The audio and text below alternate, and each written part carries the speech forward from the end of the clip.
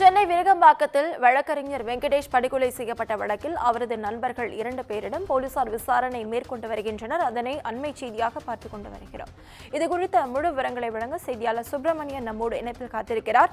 சுப்பிரமணியன், வணக்கம். விவரங்கள். சென்னை விருகம்பாக்கத்தில் வழக்கறிஞர் வெங்கடேசன் என்பவர் வெட்டி கொலை செய்யப்பட்டார்.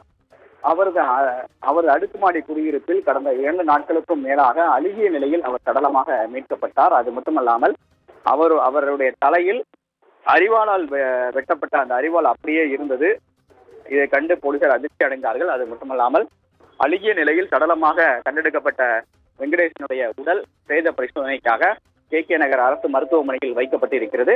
இந்த நிலையில் இந்த கொலை சம்பவத்தில் ஈடுபட்டவர்கள் யார் என்ற கோணங்களில் விசாரணை என்பது தீவிரமாக நடத்தப்பட்டு வந்தது.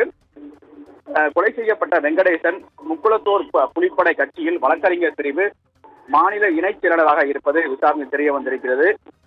அதன் அடிப்படையில் கட்சி ரீதியாக முன்விரோதம் எதுவும் இருந்ததா என்ற கோணங்களில் போலீசார் விசாரணை மேற்கொண்டு வருகிறார்கள். அதன் அடிப்படையில் 2 பேரை, அவரது நண்பர்கள் 2 பேரை போலீசார் விசாரணை மேற்கொண்டு வருகிறார்கள். வெங்கடேசனுடைய மனைவி சரளா கொலை தொடர்பாக புகார் அளித்திருக்கிறார்.